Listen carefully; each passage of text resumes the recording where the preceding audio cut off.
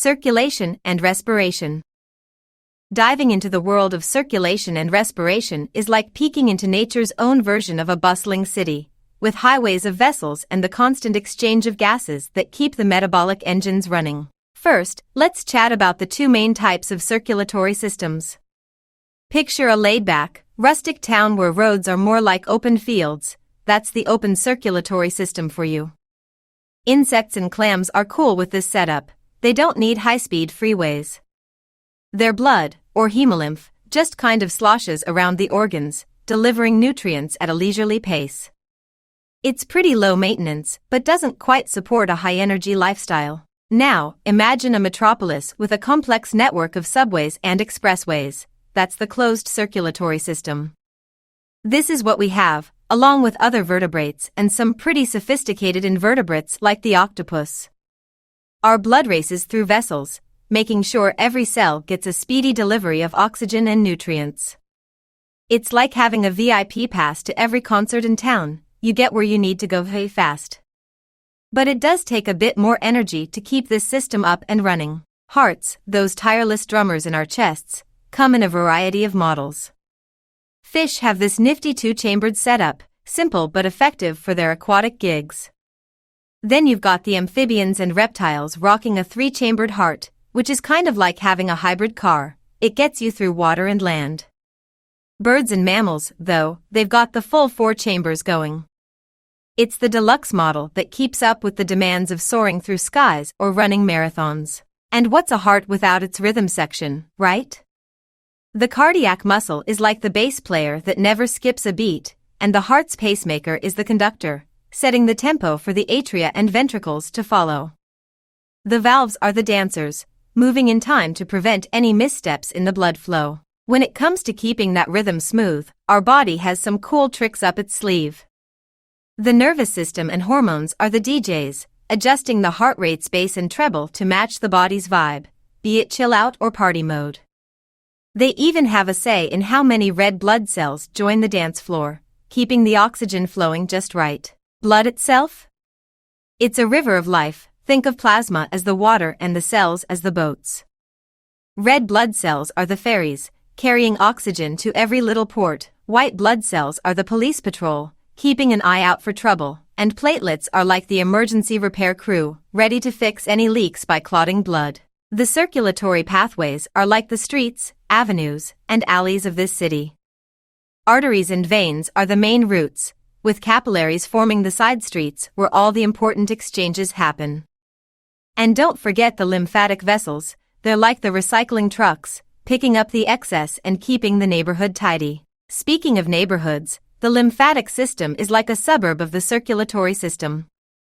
It's got its own nodes, like community centers where cells gather, and vessels like backroads that handle the overflow, making sure everything stays balanced. Now, the whole point of this circulation tour is to support the star of the show, cellular respiration.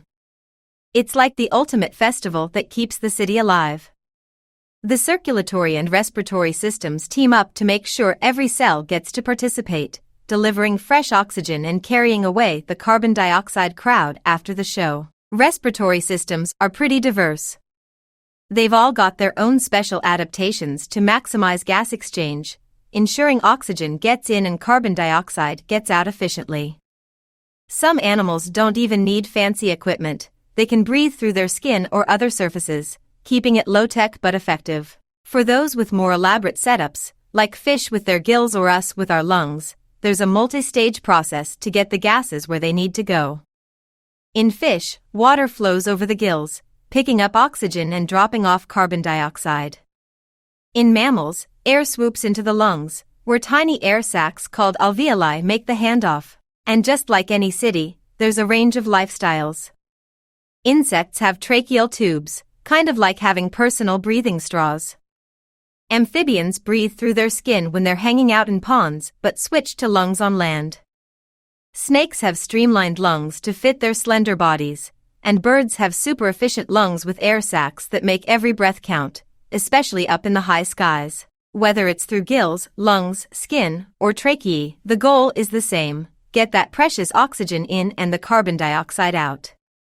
It's a world where everything is connected, and every breath and heartbeat is a reminder. Nutrition and digestion / the urinary system. Within the wondrous framework of the human body, the systems of nutrition, digestion, and the urinary system play crucial roles in maintaining life and health. In this seamless narrative, we'll explore how these systems function and interact with each other, including how they process and respond to various conditions. The tapestry of nutrients that sustains human health comprises 6 major categories. Carbohydrates provide the quick energy needed for immediate tasks, proteins contribute to the building and repair of tissues, and fats are the energy reserves for when the body needs more fuel. Vitamins and minerals are the fine-tuners of our metabolism, and water is the medium through which all life processes take place. Each of these nutrients has a dedicated role, ensuring that our bodies function at their best. When we consider the energy provided by our diet, measured in calories, it's carbohydrates and proteins that give us 4 calories per gram, and fats that deliver a richer 9 calories per gram. These macronutrients, when consumed in excess, contribute to the body's energy stores, primarily in the form of fat. This stored energy is a reserve that the body can call upon during periods when food intake isn't enough to meet immediate energy demands. The digestive system, a marvel of biological engineering, must efficiently perform 5 tasks: ingest food, transport it, mechanically and chemically break it down, absorb nutrients, and finally, eliminate waste. From the moment food enters the mouth until it's processed into nutrients that our bodies can use, each organ along the digestive tract plays a specialized role. In the animal kingdom, invertebrates demonstrate a variety of digestive mechanisms, from the simple gastrovascular cavity of cnidarians to the more complex systems of annelids with their crop and gizzard. These systems reflect the evolutionary adaptations to different diets and lifestyles. Vertebrates, too, display a range of digestive adaptations. The multi-chambered stomachs of herbivores like cows efficiently break down cellulose from plants. Carnivores, on the other hand, have shorter, more acidic digestive tracts for handling protein-rich diets. Birds have developed unique structures like the crop for storing food and the gizzard for grinding it, adaptations that are mirrored by the specializations seen in the digestive systems of other vertebrates, each suited to their dietary needs. In humans, the digestive process starts in the mouth and continues through the esophagus to the stomach, then to the small and large intestines, and finally, the rectum and anus. Each segment of this system plays a critical role, from the initial breakdown of food in the mouth to the absorption of nutrients in the small intestine. The large intestine then concentrates what remains into feces, which contain not only undigested food but also bacteria and dead cells shed from the lining of the digestive tract.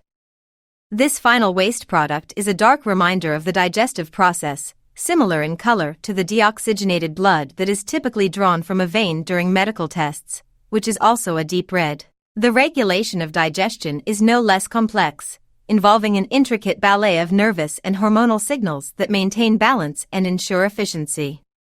For instance, when the brain, particularly the medulla, is damaged, it can lead to irregular breathing patterns, as the medulla houses the respiratory center that controls this vital function. The urinary system, composed of kidneys, ureters, bladder, and urethra, is equally vital, responsible for filtering blood, removing waste, and maintaining fluid and electrolyte balance.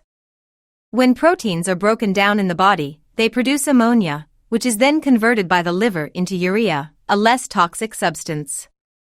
This urea is filtered out by the kidneys, a process essential for detoxifying the blood.